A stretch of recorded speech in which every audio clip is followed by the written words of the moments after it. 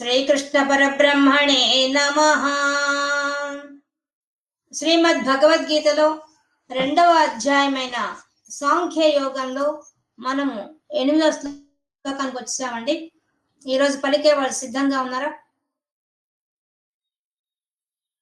సిద్ధంగా ఉన్నాను మేడం. 8వ శ్లోకం అండి. సాంఖ్య యోగంలో 8వ శ్లోకం.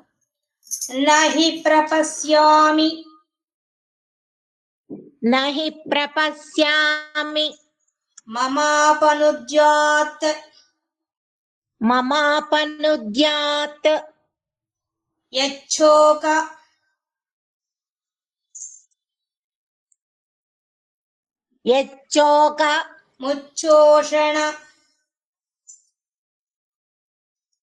ముచ్చోషణ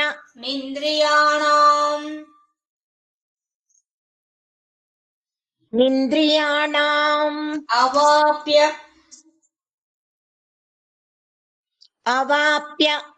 భూమా వసపత్న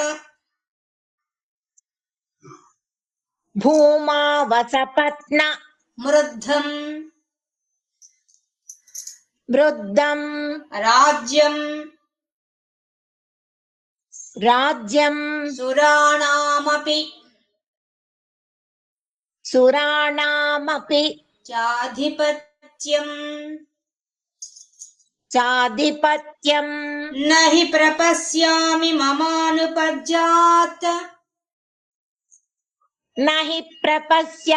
మమాపనుద్యాత్ యచ్చోకముచ్చోషణమింద్రియాణం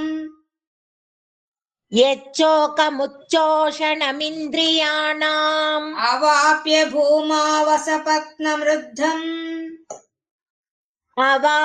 భూమా వసపత్నమృద్ధం రాజ్యం సురాణామపి చాధిపత్యం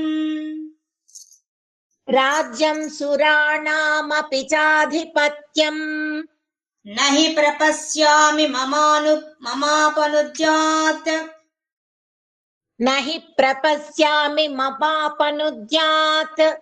యచ్చోకముచ్చోషణమింద్రియాణం అవాప్య భూమా వసపత్నమృద్ధం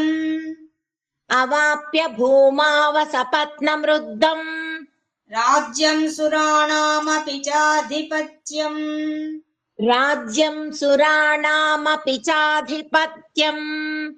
నహి ప్రపశ్యామి మమాపనుద్యాత్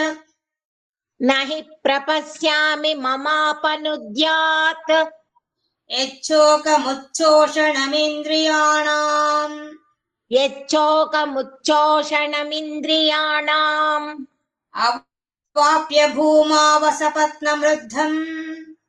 అవాప్య భూమా వసపత్నమృద్ధం రాజ్యం సురాణామపి చాధిపత్యం. అనుజ గారు మ్యూట్ చేసుకోండి. ఇంకా అర్జునుడు కృష్ణ పరమాత్మతో ఇంకా చెప్పుకుంటూ వస్తున్నాడు తన పరిస్థితి గురించి. ముందు శ్లోకాల్లో చెప్పేశాడు, నేను శిష్యుడిని అయిపోతున్నాను, నేను శరణాగతి పొందుతున్నా అని చెప్పి చాలా వినయంగా కృష్ణ పరమాత్మకు విన్నవించుకున్నాడు. తర్వాత ఇంకొంచెం చెప్తున్నాడు. ఏం చెప్తున్నాడు? నహి ప్రపశ్యామి మమ అనుపజ్జాత్. తకార పళ్ళు పెట్టుకుంటే కింద ఉండేదానికి దాబయ్యా వస్తుంది. శోకం శోకం అంటే దుఃఖం. ఓ కృష్ణ పరమాత్మ, నాకొచ్చే ఈ దుఃఖాన్ని నేను నహి ప్రపశ్యామి మమ అనుపజ్జాత్ అంటే తొలగించుకునే మార్గం ఏందో నహి ప్రపశ్యామి, నాకు కనిపించదండి. ఈ శోకం పోగొట్టుకోవడం నా వల్ల కావడం లేదు, అసంభవం, చాలా కష్టంగా ఉంది నాకు. నా మనసులో కలిగిన సందేహం, నా మనసులో కలిగిన ఆందోళన, నాలో కలిగిన మోహం వల్ల శోకం, ఈ శోకం పోగొట్టుకోవడానికి నా వల్ల కావడం లేదు. దీనికి మార్గం కూడా నాకు కనిపించడం లేదు పోగొట్టుకోవడానికి. అంతేకాదు ముచ్చో చోకం చోకం ఉచ్చోషణం ఇంద్రియాణం ఇంద్రియాణం నా యొక్క శరీరంలో ఉండే కర్మేంద్రియాలు జ్ఞానేంద్రియాలని కూడా ఎలా ఉన్నాయంటే బాగా తప్పించబడుతున్నాయి. తప్పించబడుతుందంటే ఎండగట్టబడుతున్నాయి. దాహం వేస్తే అట్టే నా నాలుక పిడిచగట్టుకోపోయి గొంతు ఎండిపోతుందో ఆ విధంగా నా ఇంద్రియాలన్నీ కూడా నా దేహంలో ఉండేవన్నీ కూడా ఒక్కసారిగా అవి బలహీన పడిపోతున్నాయి, పట్టు తప్పిపోతున్నాయి. అంత ఘోరంగా ఉంది నా మనసు పరిస్థితి. అవాప్య భూమ అవసపత్నం వృద్ధం ఏం చెప్తున్నాడు? ఒకవేళ అవసపత్న అంటే శత్రువులను నేను జయించినప్పటికీ, అవాప్య విజయం పొందినప్పటికీ, నేను ఒకవేళ జయించి విజయం పొందిన దానివల్ల ఏమొస్తుంది? రాజ్యం వస్తుంది. రాజ్యం వల్ల ఏమొస్తుంది? వృద్ధం బాగా సమృద్ధిగా ధనం వస్తుంది. రాజ్యం పొందుతాను. సమృద్ధి సంపద కలిగినటువంటి రాజ్యాన్ని భోగాన్ని అనుభవించే స్థితికి వచ్చేస్తాను. కానీ అది కూడా నాకు వద్దు. ఎందుకంటే అది కూడా నా ఈ శోకాన్ని పోగొట్టేదయ్యా. అది భూమి మీద రాజ్యం వస్తుంది కానీ నా మనసులో ఉండే ఈ శోకాన్ని మాత్రం అది పోగొట్టలేదు. ఇంకా సురాణామపి ఇంకా అదే కాదు, భూమి మీద విషయమే కాదు, ఒకవేళ దేవలోకంలో సురాణామపి, సురులంటే దేవతల స్వరూప ఊరైనటువంటి ఆ అమరావతి, ఆ స్వర్గలోకానికి ఆధిపత్యం వహించినా కూడా నా మనసులో ఉండే శోకాన్ని మాత్రం పోదు. దాన్ని మాత్రం పోగొట్టలేను, పోయే పరిస్థితి లేదు. అంత భయంకరంగా ఉంది నా మనసులో ఉండే శోకం. చూస్తే చాలా ఈజీగా అనిపిస్తుంది కానీ నా మనసులో ఉండే శోకం ఎంత భయంకరంగా ఉందంటే అంత భయంకరంగా ఉందయ్యా. దాన్ని నేను తొలగించుకోలేను. పైగా ఒకవేళ నేను యుద్ధం చేసినా కూడా, ఆ యుద్ధం వల్ల రాజ్యం వచ్చినా కూడా నాకేం సుఖం లేదు. ఎందువల్ల? నా మనసులో శోకం పోవడం లేదు. అలాగే స్వర్గాధిపత్యం ఇచ్చినా కూడా నా శోకం మాత్రం పోదు. అది ఇంపాసిబుల్, కష్టం, నేను పోగొట్టుకోలేను. కాబట్టి నీవే శరణం, ఈ శోకాన్ని పోగొట్టు, నాకు నేను భరించలేకుండా ఈ శోకాన్ని అని చెప్పేశాడు అర్జునుడు. చూడండి, నిజానికి మన జీవితంలో మనకు పుట్టినప్పటి నుంచి మరణించిన దాకా మనకు ఉండే శోకమే, ఇంక వేరే ఏం లేదు. బాగా గమనించండి. పుట్టిన బిడ్డ దగ్గర నుంచి అందరికీ పుట్టడమే ఏడుస్తూ పుడతాడు. అక్కడ 7వ సంవత్సరం ఉంది, పొట్టలో బాగా కన్నంటుగా ఉంది, బయటకు వచ్చాడు. అంతే, ఆ వాతావరణం తట్టుకోలేకపోయాడు. దానివల్ల దుఃఖం వచ్చేసింది. మొట్టమొదటి స్టార్ట్ శోకం. అంటే తన శరీరం తట్టుకోలేకపోయింది, నాది అని నా శరీరం తట్టుకోలేకపోయింది. ఇంకా అక్కడి నుంచి మనకు మొదలు. ఎక్కడి నుంచి? మళ్ళీ పెరుగుతుండే కొద్దీ ఏ రోగం వస్తుందో తెలియదు. ఏ చీమ కుట్టినా, దోమ కుట్టినా కనీసం నోట్తో కూడా చెప్పలేము, ఎక్కడ నొప్పి పుడుతుందో కూడా చెప్పలేము. అదొక శోకం. మళ్ళీ దాని నుంచి తట్టుకోలేక ఆ రోగాలు ఇంకా పీడిస్తాయి. 5 ఏళ్ళు 6 ఏళ్ళు వచ్చేంత వరకు ఎప్పుడు ఏం తిన్నా గిట్టదు, ఏమి తాగినా గిట్టదు, ఏదో ఒక రోగం, దోమల వల్ల, ఈగల వల్ల, మన శరీరం తీసుకునే ఆహారం వల్ల అనేకమైన వాటి మీద పీడించబడతాం. శోకం శోకం శోకం, అది పోదు. ఇంకా పెరిగే కొద్దీ చెప్పలేము. పెరిగే కొద్దీ ఇంకా బయట సమాజంలో సమస్యలు, శోకం. అవి ఏ సమస్యలు చెప్పలేము. విద్య గురించి సమస్యలు కావచ్చు, శారీరక సమస్యలు కావచ్చు, ఆర్థిక సమస్యలు కావచ్చు, మానసిక సమస్యలు కావచ్చు, ఎన్నో చెప్పలేము. అసలు వాటికి అంతే లేదు అసలు. ఇక యవ్వనం వచ్చిన తర్వాత వచ్చే శోకం అంతా ఇంత కాదు. ఆ యవ్వనం మనల్ని ఎంత ఏడిపిస్తుందని టీనేజ్ చాలా భయంకరమైంది. దాన్ని దాటడం, దాన్ని కంట్రోల్ చేసుకోవడం చాలా కష్టం. ఇంకా అదొక శోకం. సరే, అది ఎట్లా తట్టుకొని పైకి వచ్చామనుకుంటే మళ్ళీ సమాజంలోకి వెళ్ళిన తర్వాత సమాజంలో ఉద్యోగం తగిన హోదా, దానికి సంబంధించిన సంపద, మళ్ళీ బాధ్యతలు, ఆ బాధ్యతలన్నీ శోకంతో కూడుకున్నవే. అవంతా అయినా తప్పించుకుందాం అనుకుంటే మళ్ళీ ముసల్తనం భయంకరమైంది. దాంతో ఇంకా శోకం. ఎక్కడ శోకం లేకుండా ఎప్పుడున్నాం మనం లేం అసలు. అద్భుతమైన చెప్పాడు శోకాన్ని. మనందరికీ ఉండే శోకమే, ఇంకేం లేదు. మరి శోకానికి కారణం ఏంటి?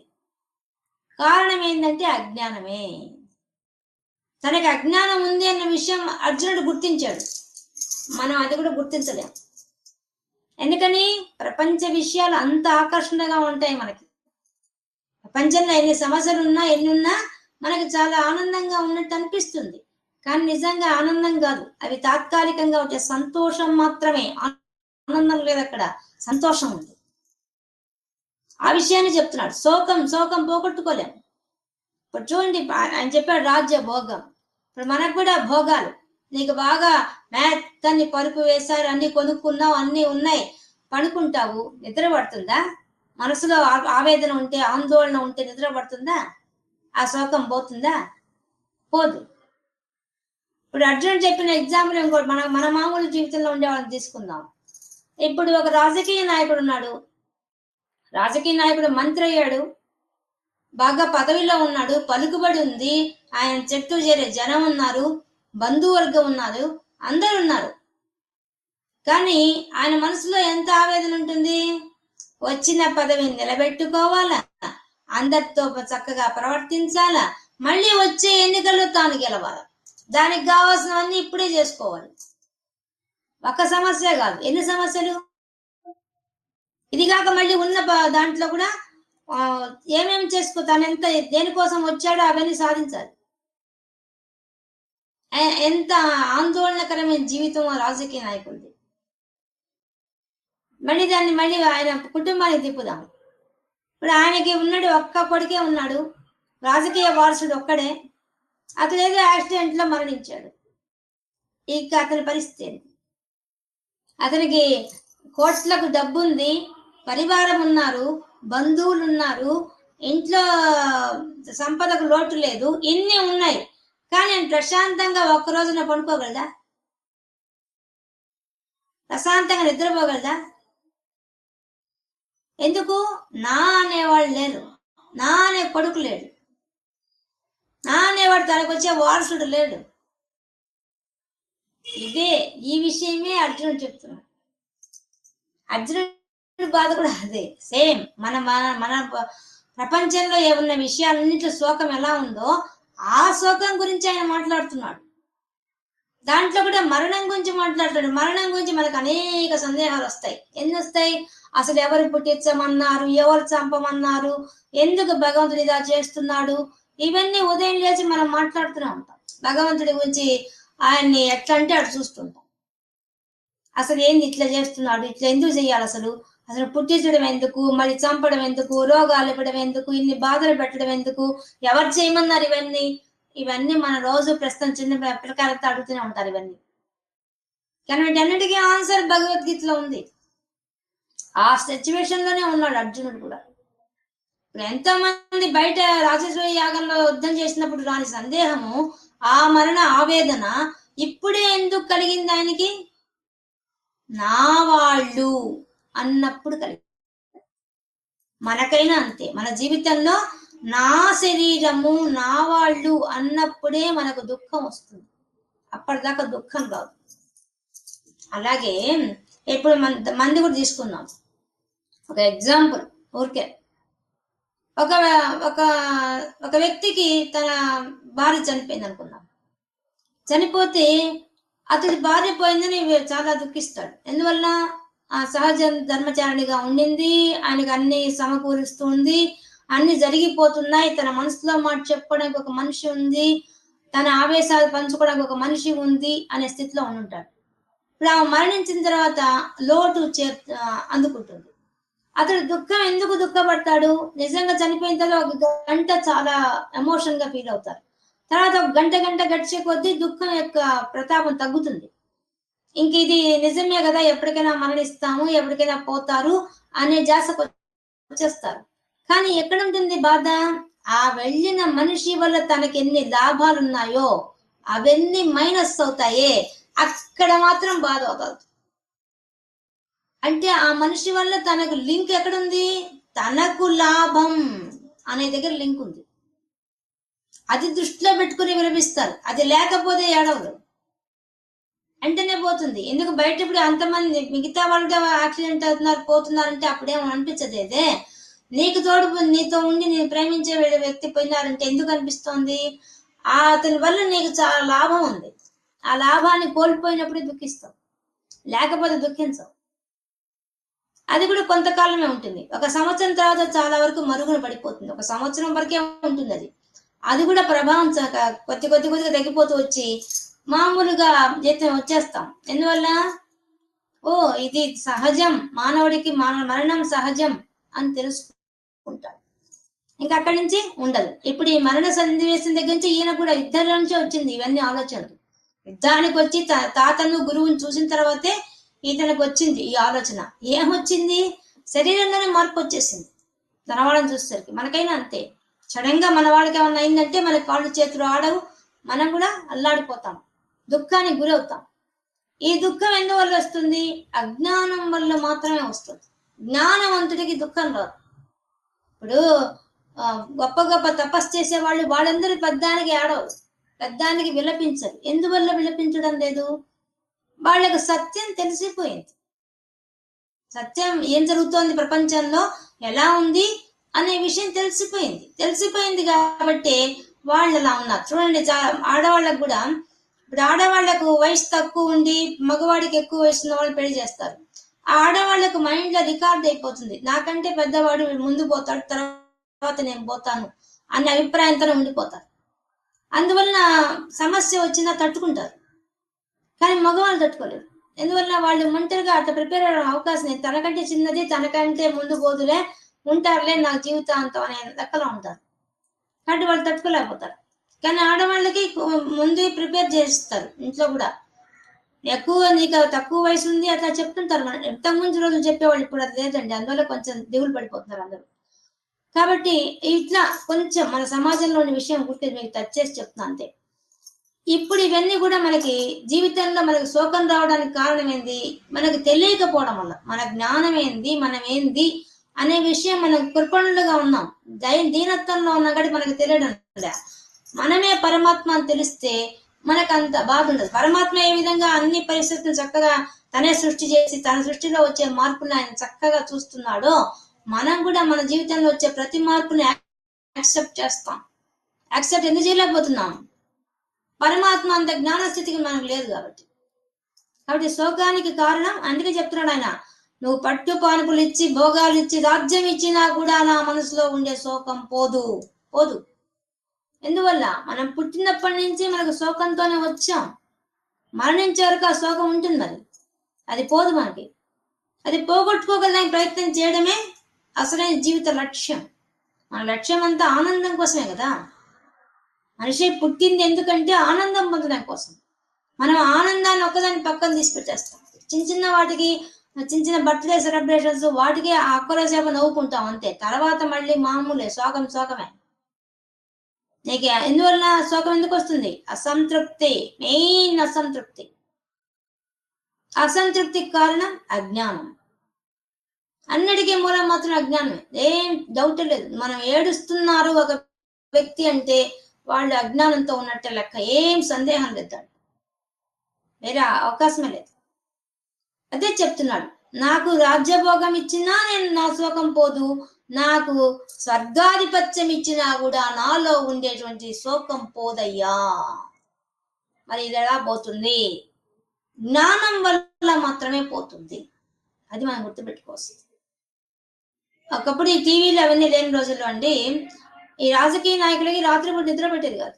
కొంతమందికి చాలా ఇబ్బందులు పడతారు కదండి. వాళ్ళకి ఎన్ని కష్టాలు ఉంటాయి, అసలు ఎన్ని ఫేస్ చేయాలి వాళ్ళ జీవితంతో. మనుషులతోనే కదా వాళ్ళ అనుబంధం అంతా. ఎన్నో సమస్యల్లో ఉండేవాళ్ళు. మా నాన్నగారి ఫ్రెండ్ ఎల్లంరాజు శ్రీనివాసరావు గారని గొప్ప బ్రహ్మజ్ఞాని. ఆయన ఇంటికి వచ్చి రాత్రిపూట తలుపు కొట్టేవాళ్ళట. తలుపు కొడితే ఆయన ఎందుకు వచ్చారు, ఇంతమంది వచ్చారు ఏంటి అంటే, మాకు ఇన్ని సమస్యలు వచ్చేసాయి, మాకు సమస్యల పరిష్కారం చెప్పండి అని వచ్చేవాళ్ళు. వచ్చినప్పుడు ఆయన అప్పుడు కూర్చొని భగవద్గీతలో ఉండే విషయాలు, శ్లోకాలు తీసి చెప్పేవాళ్ళ. చెప్తే వాళ్ళకి అంత ధైర్యం వచ్చి వెళ్ళిపోయేవాళ్ళట. అంటే వాళ్ళకు కూడా తెలిసిపోయింది, అజ్ఞానం వల్లే మనకి ఇంత బాధ వస్తుంది అనే విషయాన్ని వాళ్ళు తెలుసుకున్నారు. కాబట్టి ఎక్కడ దుఃఖం వస్తుంది మనకి? అజ్ఞానం ఉన్నవాడికి దుఃఖం వస్తుంది, జ్ఞానం ఉన్నవాడికి దుఃఖం రాదు. ఒకవేళ దుఃఖం వచ్చినా దాన్ని ఎదుర్కొంటాడు. ఇది వస్తూ ఉంటుంది, మన జీవితంలో వస్తుంటాయి పోతుంటాయి, దీన్ని తీసుకోకూడదు అనే విషయాన్ని వాళ్ళు తెలుసుకుంటారు. దయచేసి వీడియో మ్యూట్ చేయండి.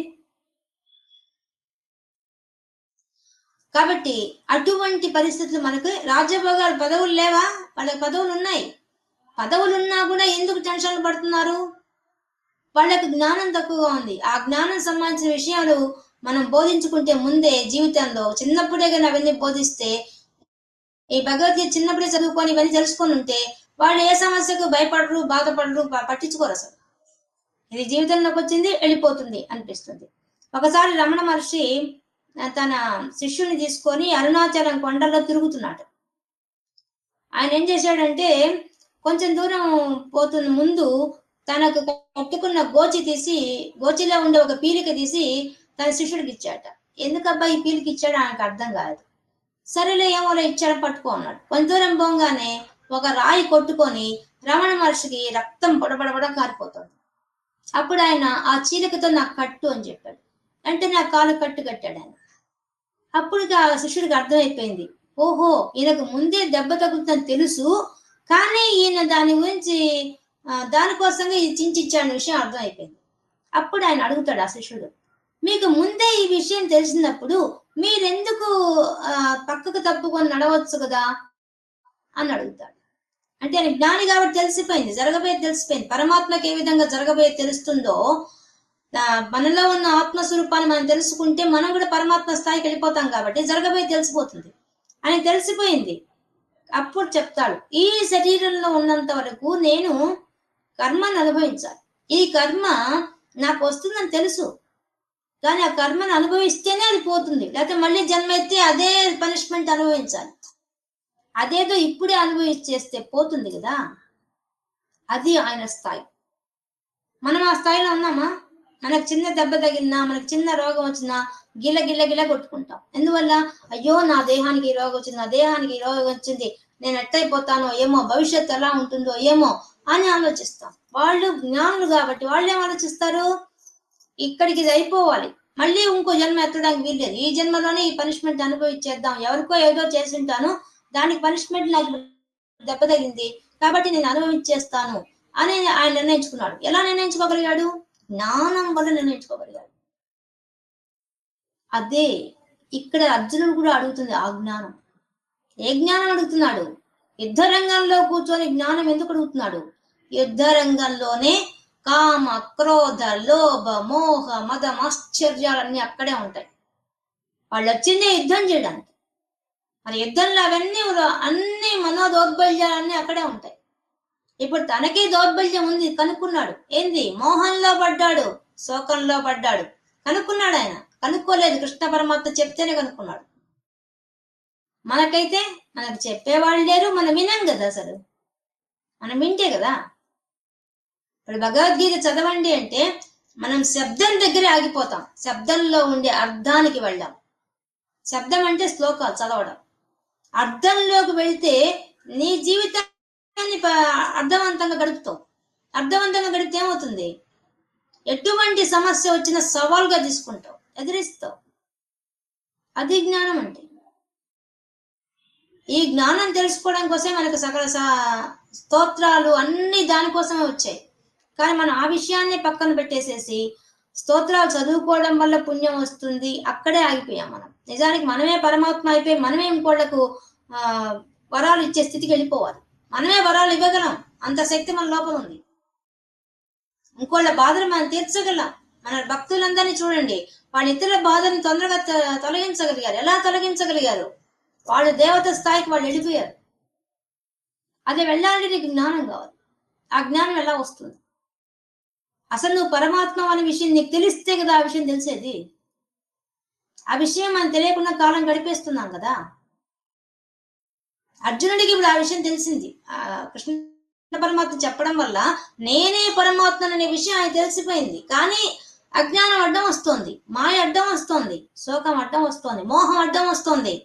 ఇవి తీయడం ఎవరి వల్ల కాదు, మన వల్ల కూడా కాదు. చాలా కష్టం తీయడం. కానీ దానికి ఏం కావాలి? జ్ఞానం కావాలి. జ్ఞానం ఒక్కటే మనిషి తన రోగాలను కూడా తగ్గించుకోగలడు జ్ఞానంతో. ఎలా? పాజిటివ్ థింకింగ్ పవర్ పెరగాలి. అది పెరగకుండా నువ్వు బయట ఎన్ని ప్రయోగాలు చేసినా ఆరోగ్యం రాదు. నీ ఆరోగ్యం నీ చేతిలోనే ఉంటుంది. నువ్వే పరమాత్మ అయితే నీ శరీరాన్ని నువ్వే రక్షించుకోగలవు. నీ శరీరాన్నే కాదు, ఇతరుల శరీరాన్ని కూడా రక్షించగలవు. ఇప్పుడు తులసీదాసును చూసాం, చనిపోయిన పిల్లవాడిని బతికిచ్చాడు. ఒక స్త్రీ వచ్చి కాళ్ళ మీద దండం పెట్టంగానే ఆమెకు దీర్ఘ సుమంగళి భవ అన్నాడు. అప్పుడే ఆ భర్త చనిపోతే వచ్చి కాళ్ళ నమస్కారం పెట్టింది. వెంటనే అతను లేచి కూర్చున్నాడు. ఎలా కూర్చోగలిగాడు? ఆ పరమాత్మ స్థాయికి అతని జ్ఞానం ఎదిగింది, ఆయన శరీరం ఎదిగింది, మనసు ఎదిగిపోయింది. అందువల్ల శాసించగలిగాడు. ఆమెకు ఆ వరం ఇవ్వగలిగాడు ఆయన. మనం కూడా వరం ఇవ్వగల స్థాయికి ఎదగలిగేంత శక్తి మన లోపల ఉంది, బయట లేదు, లోపల ఉంది. అది దాన్ని మనం పట్టించుకోకుండానే కాలం గడిపేస్తున్నాం. అది అసలు సంగతి. అదే అడుగుతున్నాడు అర్జునుడు, అడుగుతున్న విషయం అదే ఇప్పుడు. అందుకని ఈ శోకాన్ని నేను తొలగించుకోలేనయ్యా, నీవు గురువుపై నాకు బోధన చెయ్యి, నాకు జ్ఞానం ప్రసాదించు. నేను అజ్ఞానంతో మోహంలో పడ్డాను, దానివల్ల శోకం వచ్చేసింది. ఈ శోకాన్ని ఆపడం మాత్రం, నాకు రాజ్యం వచ్చినా ఈ శోకం పోదు, నాకు స్వర్గాది సుఖం ఇచ్చినా నాకు పోదు. ఇది పోవాలంటే కేవలం జ్ఞానం కావాల్సిందే. ఆ జ్ఞానం ఎవరు ఇవ్వాలి? జగద్గురువే నువ్వే ఇవ్వాలి. నువ్వు ఇచ్చి నాలో ఉండే మోహాన్ని శోకాన్ని తొలగించవయ్యా అని చెప్పి ప్రార్థిస్తున్నాడు, అర్థిస్తున్నాడు. చూడండి ఎంత గొప్పగా అడిగాడు. ఇది నిజంగా రోజు మనం అడగాల్సిన ప్రశ్న ఇది. ఎందువల్ల మనకు రోజు మనం మోహంలో పడతాం, రోజు శోకంలో పడతాం. ఈ రెండు మనకు రోజు ఉంటాయి, రోజు కాదు ప్రతి క్షణం ఉంటాయి మనకి. అందుకనే రణం అంటే యుద్ధం. ఆ యుద్ధంలోనే పోతాం, ఆ యుద్ధంలో పోతాం, మరణిస్తాం. కానీ మరణం ఉండకూడదు, మోక్షం కావాలి. ఆ యుద్ధంలోనే బదులేసి మరణించేంత వరకు మనం జీవితం అంతా ఫైట్ చేస్తూనే ఉంటాం. మరణం అంటే యుద్ధం. ఆ యుద్ధం మనం పుట్టినప్పుడు చేస్తున్నాం. కానీ ఈ యుద్ధాన్ని ఎక్కడ ఆపాలి, ఎలా ముందుకు పోవాలి, మానసికంగా ఎలా ఎదగాలన్న విషయాన్ని గురించి మాత్రం ఎవ్వరం పట్టించుకోవాలి. నా జీవితంలో ఈ సమస్య వచ్చింది, ఆ సమస్య వచ్చింది, మాకు ఉద్యోగాలు పోయాయి, మాకు సంపదలు పోయాయి, మా పిల్లకాయలు పెళ్ళిళ్ళు కావడంలా ఇక్కడే కూర్చొని ఉంటాం. నువ్వు వద్దన్నా కాదన్నా నీకు పెళ్లి కావాల్సిన రాత ఉంటే కళ్యాణం వచ్చినా కక్కు వచ్చినా ఆగదని చెప్తారే, అలా అయి తీరుతుంది. దాన్ని ఆపలవు, నీ తరం కాదు. ఇప్పుడే మనం రమణ మహర్షి ఎగ్జాంపుల్ చూసాం కదా. అంటే అన్ని జరుగుతాయి, అవి ఎప్పుడు జరగాలో ఎలా జరగాలో ఆల్రెడీ అన్ని డిసైడెడ్. కానీ నువ్వు ఎదిగితే నీ యొక్క ప్రవర్తన వల్ల నువ్వు గొప్పగా దాన్ని చూస్తుండగలవు. నువ్వు ఆకాశానికి పోయి విమానంలో చూసినంత సులభంగా నీ జీవితాన్ని చూడగలవు. అప్పుడు నీకేమవుతుంది? నువ్వు పైన ఎగురుతున్నావు, ఎగిరేటప్పుడు ఎలా ఎంత హాయిగా ఉంటుంది, అంత హాయి అంత ఆనందం అనుభవిస్తావు. నీ జీవితమే మళ్ళీ, నీ జీవితంలో అన్ని కష్టాలు ఉండుంటాయి, కానీ వాటిని ఎలా తీసుకుంటావు? పాజిటివ్ థింకింగ్, ఇవి ఇలాగే వస్తుంటాయి పోతుంటాయి అనే స్థితికి ఎదుగుతాం. ఆ ఎదిగేది చెప్పేదే జ్ఞానం. ఆ జ్ఞానమే ఈ యొక్క భగవద్గీత. అదే కృష్ణ పరమాత్మను అడుగుతున్నాడు అర్జునుడు. ఇప్పుడు చూడండి, మన దగ్గర ఎన్నో పుస్తకాలు ఉండొచ్చండి, పుస్తకాలు చదవచ్చు, కానీ పుస్తకాల్లో ఉండే జ్ఞానం మనకు వస్తుందా? రాదు. అది గురువులు చెప్పాల్సిందే. ఎంతో భగవద్గీత ఉంది. ఈ భగవద్గీత మనకు అనుగుణంగా చెప్తేనే మనకి ఇది అర్థమయ్యి మనం ఆచరిస్తాం. అంతే తప్ప ఊరికే శ్లోకం చదివి శ్లోకం కింద భావం చదివితే ఏ మాత్రం మనం ఆచరించలేం. మనం ఆచరించడానికి వచ్చిందే భగవద్గీత. ఇంత జ్ఞానం ఉంది దీంట్లో. కాబట్టి ఈ జ్ఞానాన్ని అడుగుతున్నాడు అర్జునుడు. మనం అందరూ అడగాల్సిందే ఉదయం లేచి, భగవంతుడా మా జ్ఞానాన్ని ప్రసాదించు, మానలో ఉన్న అంతర్ముఖ సమారాధ్య బహిర్ముఖ సుదుర్లభ. లలితా సహస్రం అమ్మవారు చెప్పేసింది, నేను మనసులోనే లోపల కూర్చో ఉన్నాను, అంతర్ముఖుడవైతే నేను కనిపిస్తాను, బయట కాదు నీకు కనిపించేది, నీలోనే కూర్చో ఉన్నాను ఆత్మస్వరూపంగా, నువ్వు నన్ను చూడు, నేను కనిపిస్తాను, లోపలికి తిరుగు, చెక్ చేసుకో, నువ్వు వెనక్కి తిరిగితే నేను కనిపిస్తాను, నువ్వు ముందు పక్క చూసుకుంటూ ప్రపంచాన్ని చూస్తూ ఉంటే నేను కనిపించను, వెనక్కి తిరిగితే నేను కనిపిస్తాను. కనిపిస్తే ఏమైపోతుంది? నువ్వే పరమాత్మ అయిపోతావు. మనమే పరమాత్మ అయిపోతే మనకి దుఃఖం ఉంటుందా? పరమాత్మ దుఃఖిస్తున్నాడా? పరమాత్మ సృష్టించిన సృష్టిలోనే ప్రకృతి ఎన్ని రకాలుగా విధాయి తాండవం చేస్తోంది. ఒక్కోసారి సునామీలు వస్తాయి, ఒక్కోసారి తుఫాన్లు వస్తాయి, ఒక్కోసారి కరోనా లాంటి రోగాలు వస్తాయి. ఆయన సృష్టిగా ఆయన ఏడుస్తున్నాడా కూర్చొని, నా సృష్టిలో ఇంత ఘోరం జరిగిపోతోందని? ఆయన ఏ స్థాయిలో ఆనంద స్థితిలో ఎప్పుడు నవ్వుతూనే ఉంటాడు. ఆయన ఏ విధంగా నవ్వుతూ తన జీవితాన్ని సులభంగా తీసుకున్నాడో, కృష్ణ పరమాత్మ జీవితం చూసినా అంతే కదా. మనకి పుట్టినప్పటి నుంచే మృత్యువుతో పోరాటం. చూడండి ఎంత ఘోరమైందో. పుట్టిన వెంటనే మృత్యువుతో పోరాటం. ఎక్కడి నుంచి ఎక్కడికి పరిగెత్తారు. వసుదేవుడు ఎక్కడికి తీసుకెళ్ళాడు? వేపలకి తీసుకెళ్ళాడు మృత్యువుని తప్పించడానికి కోసం. అక్కడి నుంచి మొదలు రాక్షసులందరూ వెంటబడ్డారు. ఎంతమంది రాక్షసులను సంహరించాడు ఆయన. అదంతా ఇన్నర్ మీనింగ్ వేరే అండి. కృష్ణుడి కథలు అంతా పైకి ఉండేదంతా అలా ఉంటుంది. రాక్షసులు చంపాడు, రాక్షసుల పేర్లు బట్టే మనం తెలుసుకోవచ్చు. అవి అంతా ఇన్నర్ మీనింగ్ అది. కాబట్టి మృత్యువుతో పోరాటం ఎంత ఘోరమైనది. అంటే మన జీవితం కూడా అంతే అని చెప్పడానికి కృష్ణ పరమాత్మ చేసి చూపించాడు ఆయన. ఇదే మీ జీవితం కూడా. పుట్టిన దగ్గర నుంచి ఇప్పుడు చూడండి, మనం బయటకు వెళ్ళిన వాళ్ళ ఇంటికి వచ్చేదాకా నమ్మకాలు లేని రోజులు ఇవి. యాక్సిడెంట్లు ఎట్లా అవుతున్నాయి. మన మృత్యువుతో ప్రతిరోజు పోరాటం. మన పిల్లకాయలు ఇంటికి రాదు టెన్షన్ పడతాం. ఇంటికి బయటకు వెళ్ళిన వాళ్ళు లోపల ఇంటికి రాకపోతే టెన్షన్ పడతాం. ఎందుకు పడుతున్నాం మనంతా? మనకందరికీ ఆ టెన్షన్ లోపల ఉంది. ఆ శోకం మన లోపల ఉంది. శోకం బయట లేదు, లోపల ఉంది మనకి. మనం బయటికి కనిపించాం, కానీ లోపల ఎప్పుడు శోకం ఉంటుంది. అదే శోకము నువ్వు ఏం చేసినా పోదు. నీకు స్వర్గాధిపత్యం ఇచ్చినా, అంటే సర్వ సౌభాగ్యాలు ఏర్పాటు చేసినా, ధనవంతుడు కోటీశ్వరుడు అయినా, ఎంతటి డబ్బున్నవాడైనా సరే, నీ మనసులో శోకం పోవడం అసంభవం. అది పోవాలంటే ఉండే ఏకైక మార్గం జ్ఞానం మాత్రమే. ఆ శోకానికి మూలం అజ్ఞానం అని తెలుసుకున్నాడు. అందుకే అడుగుతున్నాడు, నేను నా శోకం పోదయ్యా, నేను అజ్ఞానంలో మునిగిపోయినాను.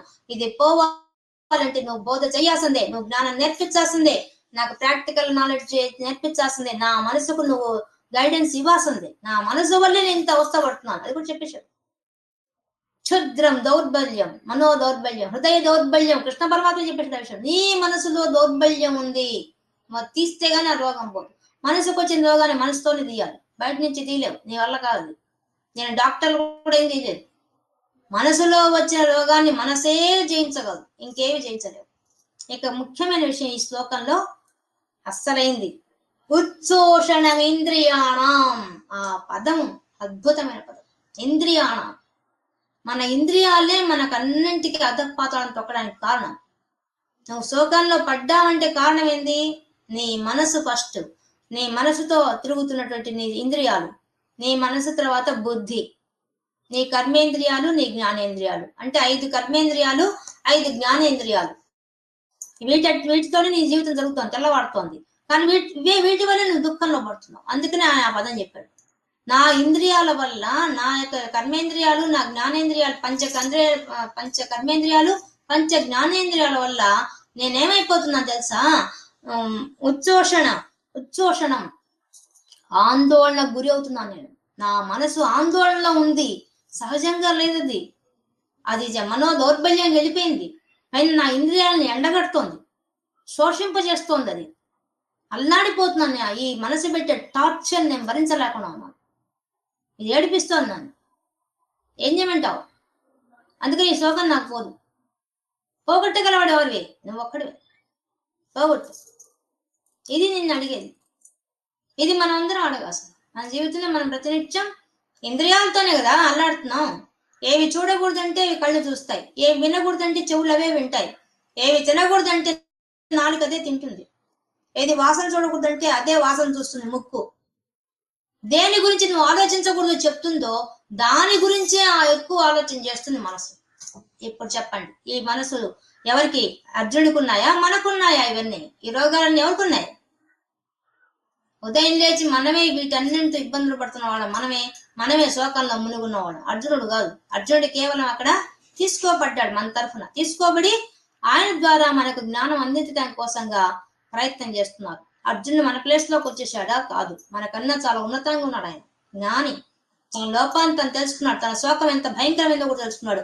మనమైతే శోకంలో ఉన్న విషయం కూడా మనకు తెలియదు. మనకి ఇంకా ఆ స్థితిలో లేము.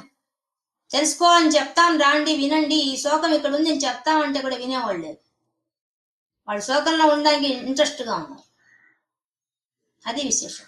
కాబట్టి ఈ శోకం చాలా భయంకరమైంది. దానివల్ల నా ఇంద్రియాలని శోషింపబడుతున్నాయ్యా, రక్షించవయ్యా మహాన్ భావ అని ప్రార్థిస్తున్నాడు. వినయంతో అడుగుతున్నాడు. అది నువ్వు అనొచ్చు, నీకు రాజ్యం ఇప్పిస్తాను, యుద్ధం చేయి, నీకు రాజ్యం వచ్చేస్తుంది అంటావేమో. కానీ శోకం మాత్రం నేను పోగొట్టుకోలేను, యుద్ధాన్ని నేను గెలవగలను. నాకు ఆ శక్తి ఉంది, కానీ నా మనసులో వచ్చిన శోకాన్ని మాత్రం నేను చంపలేను, నా వల్ల కాదు. అది అసలు విషయం. నేను చంపలేను, మనం కూడా చంపలేమండి, మన వల్ల కూడా కాదు, చాలా కష్టం. ఈ మనసులో వచ్చే శోకాన్ని ఆపడం అద్భుతం.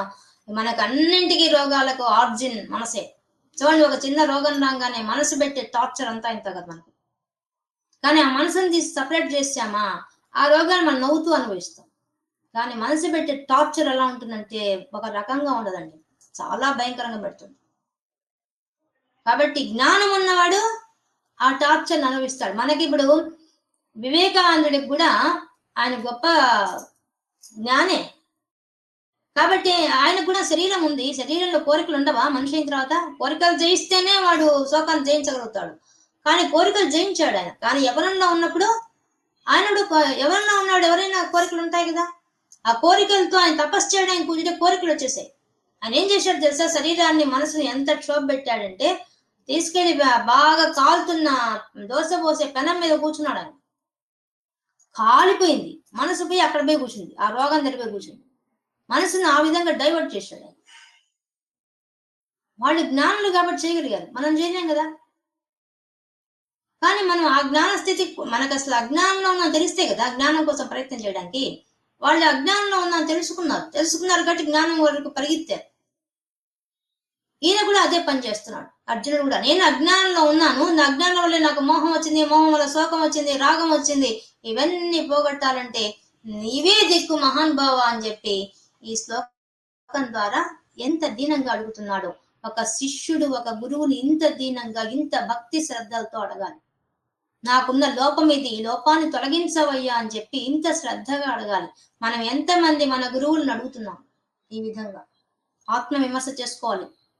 గురువు దగ్గరికి వెళ్ళినప్పుడు ఎంత క్రమశిక్షణగా ఉండాలా, ఎంత వినయ విధేయతలు ఉండాలా, తనకి ఏం కావాలో చెప్తున్న విషయాన్ని చూడండి, ఎంత విధేయంగా అడుగుతున్నాడు. మనం అడుగుతాం, చెప్పండి అది చెప్పండి అని అడుగుతాం, కానీ ఎంత వినయంగా అడుగుతున్నాడు. నేను పోగొట్టుకోలేను మహాప్రభో రక్షించు అని అడుగుతున్నాడు. అది అర్జునుని చూసి మన శిష్యుడిగా ఎలా ఉండాలి నేర్చుకోవాలి. ఇది మనకు 8వ శ్లోకంలో ఉండే విషయం. ఇంకా 9వ శ్లోకం. 9వ శ్లోకం పలికే వాళ్ళు వచ్చారా? వచ్చాను madam. Yes Nirmala, Madanapalle. Okay. Sanjaya ఉవాచ సంజయ ఉవాచ ఏవముక్త్వా హృషీకేశం ఏవముక్త్వా ఋషికేశం గుడాకేశః పరంతపః గుడాకేశః పరంతపః నయోత్స ఇతి గోవిందం నయోత్స్య ఇతి గోవిందం ఉక్త్వా తూష్ణీం బభూవః ఉక్త్వా తూష్ణీం బభూవః ఏవముక్త్వా హృషీకేశం ఏవముక్త్వా ఋషికేశం గుడాకేశః పరంతపః గుడాకేశః పరంతపః తపః తపః నయోత్స ఇతి గోవిందం నయోత్స్య ఇతి గోవిందం ఉక్త్వా తూష్ణీం బభూవః ఉక్త్వా తూష్ణీం బభూవః సంజయ ఉవాచ సంజయ ఉవాచ ఏవముక్త్వా హృషీకేశం ఏవముక్త్వా ఋషికేశం గుడాకేశః పరంతపః గుడాకేశః పరంతపః నయోత్స ఇతి గోవిందం నయోత్స్య ఇతి గోవిందం ఉక్త్వా తూష్ణీం బభూవః ఉక్త్వా తూష్ణీం బభూవః. నిర్మల గారు మ్యూట్ చేసుకోండి. ఏవముక్త ఋషికేశం, ఏవం ఈ విధంగా, ఉక్త్వా పలికాడు. ఎవరు? అర్జునుడు. ఎవరితో? ఋషికేశం, ఆ ఋషికేశుడైనటువంటి ఆ కృష్ణ పరమాత్మతో ఈ విధంగా మాట్లాడాడు. ఎవరు మాట్లాడారు? గుడాకేశ. ఆయన ఎవరు? గుడాకేశుడు. ఎవరు? అర్జునుడు. ఎటువంటి వాడు? పరంతపః, పరంతపుడు అంటే శత్రువుల్ని గడగడలాడించగలవాడు, తప్పింపజేయగలవాడు. పరాంతపః, పరాన్ శత్రువులైన వాడిని, తపః తప్పింపజేయగలవాడు. ఒక సూర్యకాంతి వస్తే ఎంత తప్పించిపోతామో ఎండాకాలంలో, అటువంటి విధంగా అర్జునుడు యుద్ధరంగాన్ని నిలబడితే శత్రువుల్ని అంత గడగడలాడిస్తాడు. అటువంటి వాడు గుడాకేశః, నిద్రను జయించిన వాడయ్య ఆయన. ఎవరు? అర్జునుడు. నిద్రను జయించిన వాడు. అటువంటి వాడు ఈ విధంగా ఆ యొక్క కృష్ణ పరమాత్మ దగ్గర కూర్చొని, ఆ ఋషికేశుడి దగ్గర కూర్చొని మాట్లాడాడు. ఈ విధంగా మాట్లాడి పాదాలు పట్టుకొని మాట్లాడాడు. మనం మర్చిపోకూడదు. అని పాదాలు పట్టి, నువ్వే నా గురువు కావాలి, నేను శిష్యుడిని అయిపోతున్నాను, నిన్నే శరణం వేడుతున్నాను, ఇది నాకుండే ప్రాబ్లం, ఈ ప్రాబ్లం నువ్వే తొలగించాలి అని అది దీనాతి దీనంగా అడిగిన ఆ అర్జునుడు, నయోత్స, నేను యుద్ధం చేయను, నేను యుద్ధం చేయనయ్యా, నేను యుద్ధం చేయనయ్యా అని చెప్పి, ఇది గోవిందం, ఆ గోవిందుడు చెప్పాడు, అయ్యా నేను మాత్రం ఇంక యుద్ధం చేయను, నా వల్ల కాదు, ఎందుకంటే ఈ శోకాలు నేను భరించలేకున్నాను. కాబట్టి ఉక్త్వా, చెప్పు, నువ్వు చెప్పాల్సింది ఇంకా, తూష్ణీం బభూవః, ఆ విధంగా చెప్పి గమ్ము అయిపోయాడు. బభూవః అంటే మౌనంలోకి వెళ్ళిపోయాడు అర్జునుడు. చూడండి, గురువులతో శిష్యులు ఎలా మాట్లాడాలో, ఎంతవరకు మాట్లాడాలో అంతవరకే మాట్లాడాలి, ఎక్కువ మాట్లాడకూడదు. అందుకని తన మనసులో ఉండే అభిప్రాయాన్ని కూలంకషంగా ఒకే ఒక వాక్యం చెప్పేశాడు, నేను యుద్ధం చేయలేను. ఎందువల్లంటే నాకు శోకం అడ్డంగా ఉంది. శోకం ఎందువల్ల ఉందంటే అజ్ఞానం వల్ల ఉంది. ఆ అజ్ఞానం పోతే గాని మోహం పోదు, మోహం పోతే గాని శోకం పోదు, శోకం పోతే గాని నేను యుద్ధం చేయలేను, నా వల్ల. ఇంతకు మించి నేను చెప్పేది ఏం లేదు. కృష్ణ పరమాత్మ అనలేదు, ఋషికేశ, ఎంత పదాలు అద్భుతం. కాబట్టి నువ్వు నాకు తొలగించినప్పుడే నేను యుద్ధాన్ని దిగుతాను తప్ప నా వల్లగా యుద్ధం నేను చేయలేను అని చెప్పి ఇంకా మౌనం వహించి చేతులు జోడించి నిలబడ్డాడు ఆ పరంతపుడైన వాడు. ఎవరు? యుద్ధ రంగంలో శత్రువులను గడగడలాడించేంత శక్తి కలవాడు ఎవరిగా కాళ్ళ దగ్గర కూర్చో ఉన్నాడు? గురువు కాళ్ళ దగ్గర కూర్చో ఉన్నాడు. అంటే లోపలి శత్రువులను కూడా జయించగలవాడు, బయట శత్రువులను జయించగలవాడు, బయట శత్రువుల్నే జయించగలవాడు. తన లోపలి శత్రువైన శోకాన్ని మాత్రం జయించలేడు. ఎంత బలవంతుడైనా, ఎంత పహిల్వానైనా తన మనసులో శోకం కలిగితే మాత్రం జయించలేడు. బయట ఎంతమందితో ఫైట్ చేయొచ్చు, కానీ వాడి మనసులోని దౌర్బల్యాన్ని మాత్రం వాడు తొలగించుకోలేడు. అసాధ్యం అది. దానికి తార్కాణం అర్జునుడు కాదు, మనం అందరి దౌర్భాగ్యం అదే. మన మనసులో వచ్చే శోకాన్ని మాత్రం మనం పోగొట్టుకోలేం. శరీరంలో వచ్చిన రోగానికి తట్టుకోగలమేమో కానీ మానసిక రోగాన్ని మాత్రం తట్టుకోలేం. అది అయ్యే పని కాదు. దానికి ఖచ్చితంగా ఒక గురువు కావాల్సిందే, ఆ గురువు మనకు బోధ చేయవలసిందే, దానిలోంచి మనం బయటపడాల్సిందే, వేరే మార్గం లేదు. అందుకే చెప్తున్నాడు. చూడండి, ఆయనకి ఇచ్చిన పదాలు చూడండి. ఋషికేశ, ఋషికములు అంటే ఇంద్రియాలు. ఈయన ముందు శ్లోకం ఏం చెప్పాడు? ఇంద్రియాల వల్ల నేను శోషింపబడుతున్నానయ్యా, తప్పించిపోతున్నానయ్యా, ఎండగట్టిపోతున్నా ఇంద్రియాలు ఈ మనసు పెట్టి టార్చర్ తో అని చెప్పగానే దాన్ని అణుపులో పెట్టేవాడు ఎవరు? ఋషికేశుడే. ఎవరు చెప్తున్నారు ఇదంతా? సంజయుడు ధృతరాష్ట్రుడు చెప్తున్నాడు.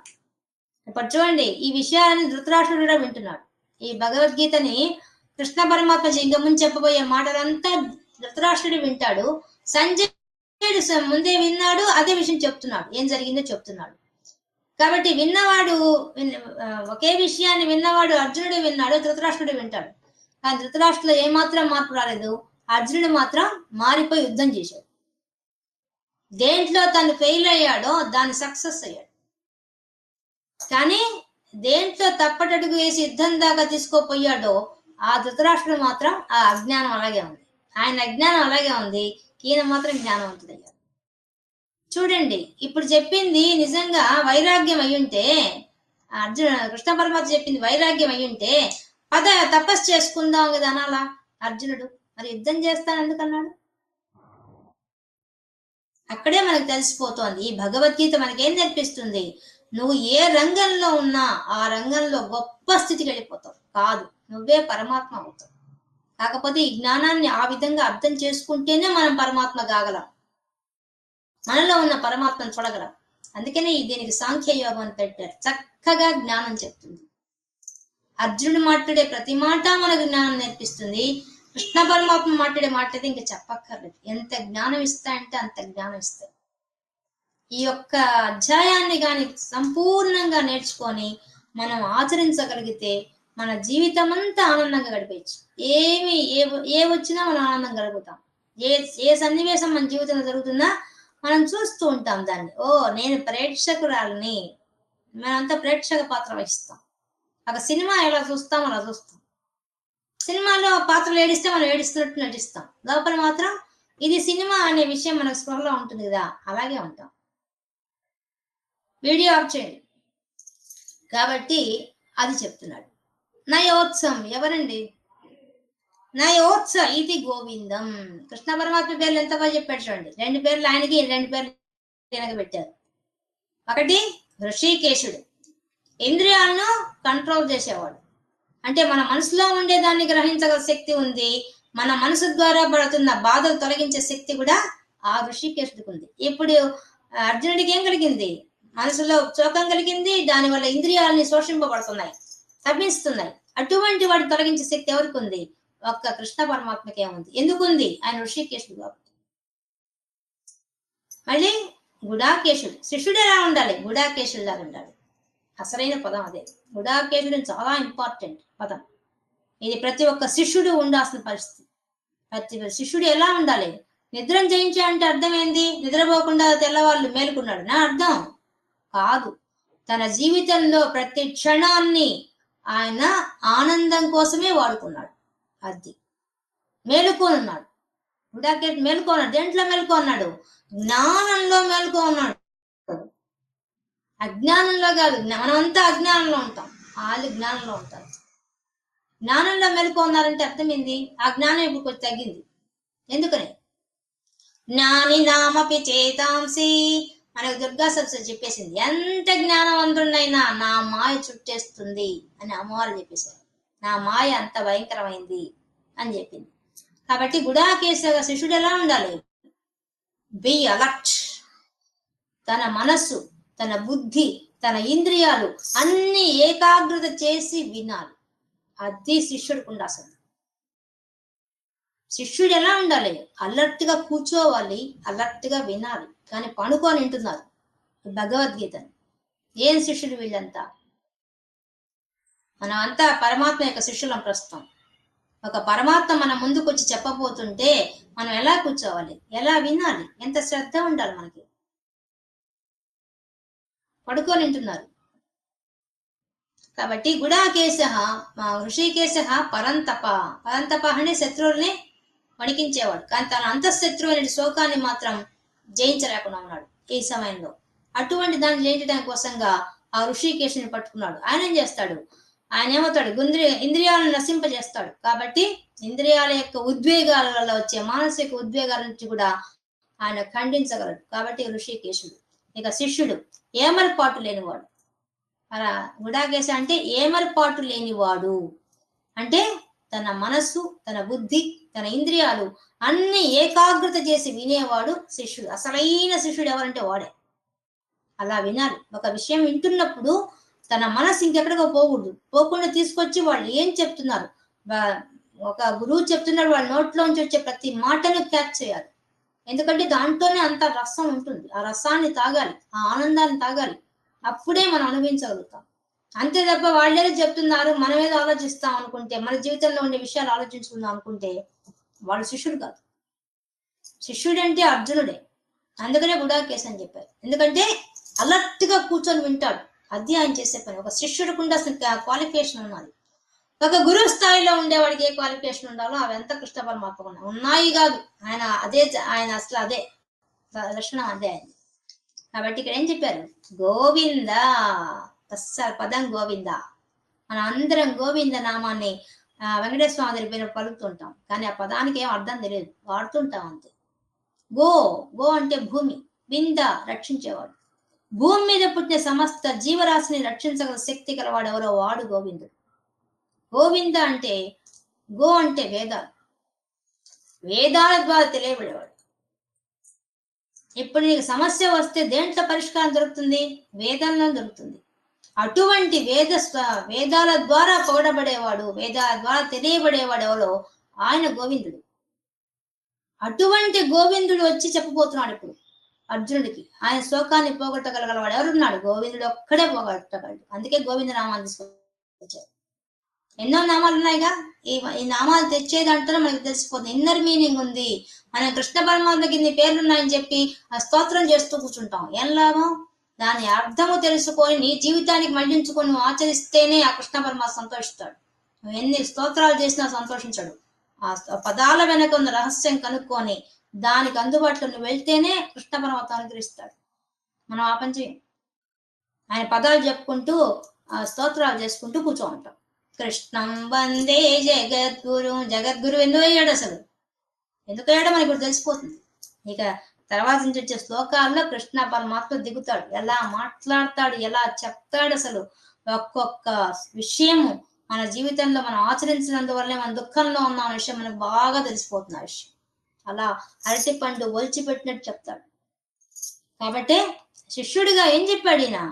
సంజయుడు చెప్తున్నాడు, సన్నివేశాన్ని చూపిస్తున్నాడు. అయ్యా, ఆయన శిష్యుడిగా తన మనోవేదనంతా కృష్ణ పరమాత్మ పాదాల మీద పెట్టి ఆ పరమాత్మను ఆశ్రయించి నువ్వే దిక్కు పరంతప అని చెప్పి ప్రార్థించి ఆయన తన పరంతపుడైన వాడైనటువంటి అర్జునుడు పోయి గుడాకేశుడై అంటే ఏకాగ్రత చేయగల శక్తి గలవాడై తెచ్చుకొని ఆయన కాళ్ళ ముందు మోకరిల్లాడు. ఇలా జరిగింది, యుద్ధం చేయనని చెప్పాడు అని కూడా చెప్తున్నాడు. అది చెప్పిన తర్వాత చెప్పాడు, యుద్ధం చేస్తాను కానీ నా శోకాన్ని నేను పోగొట్టుకోలేను. యుద్ధం అని చేసుకోవచ్చు, నాకు శోకం పోతే నేను సులభంగా యుద్ధం చేస్తాను, నేను గెలుస్తాను. నాకు తెలుసు. పరంతప అంటే నేను శత్రువుని గడగడలాడించగలను, నేను జయించగలను, నాకు తెలుసు ఆ విషయం. కానీ అది కాదు నాకు కావాల్సింది. నా లోపల నుండే శోకాన్ని మాత్రం నేను జయించలేనయ్యా, నా వల్ల కాదు. ముందు దానికి మంది, తర్వాత పోదాం యుద్ధానికి అని అడుగుతున్నాడు అర్జునుడు. ఎంత బాగా, ఎంత వినయం ఉంది, ఎంత జ్ఞానం ఉంది. దానిలో ఉన్న అజ్ఞానాన్ని తొందరగా గుర్తించాడు. మనమైతే ఎంత 60 ఏళ్ళ వయసు వచ్చిందా కూడా తెలుసుకోలేదు. మన ఇళ్లలో చూస్తూనే ఉంటాం. ప్రపంచ విషయాల చుట్టూ పరిగెత్తి పరిగెత్తి పరిగెత్తి అలసిపోతుంటారు. కానీ ఏది పట్టుకుంటే మనం పరమాత్మ మనమే అయిపోతామో ఆ విషయం గురించి మాత్రం పట్టించుకోండి. ఇంట్లో కోడలు ఎలా ఉండాలా, కూతురు ఎలా ఉండాలా, అల్లుడు ఎలా ఉండాలా, కొడుకు ఎలా ప్రవర్తన ఉండాలా, వీటి గురించి మాత్రం బ్రహ్మాండంగా తెలుసు. వీటి దగ్గరే కూర్చొని ఉంటారు. అదే శోకము, అదే మోహం, అదే మోహం. అసలు ఆ మోహం నుంచి శోకంలో ఉంటారు. నా కోడలు సరిగ్గా చూడడం లేదు, నా అల్లుడు సరిగ్గా వలకరించడం లేదు. పరాయి వాళ్ళే కదా, వాళ్ళ మీద ఎప్పుడు చెప్పుకుంటుండేది. అంతే, అక్కడే ఉంటారు. కానీ ఎప్పుడైతే నీకు జ్ఞానం వస్తుందో అప్పుడు నీ మనసు వికసిస్తే నీకు ఆ శోకం పోతుంది, ఆ మోహం ఫస్ట్ పోతుంది. మోహం పోతే శోకం పోతుంది, శోకం పోతే నువ్వు అందరితో, నీకు అందరూ ఒకటే, ఒకరు ఎక్కువ లేదు, ఒకరు తక్కువ లేదు. ఏముంది, అందరూ మనలాంటి ఆత్మలే కదా, అందరూ మనలాంటి ఆత్మస్వరూపాలే కదా, ఎవరు తేడా ఉన్నారా? అందరూ వాళ్లే అని గౌరవించే స్థితికి వెళ్ళిపోతాం. అలా వెళ్ళడానికి దోహదం చేసేది ఈ భగవద్గీత. ఈ విధంగా మనం ఈరోజు సాంఖ్యయోగంలో 2వ అధ్యాయంలో 8, 9 శ్లోకాలని పూర్తి చేసుకున్నాం.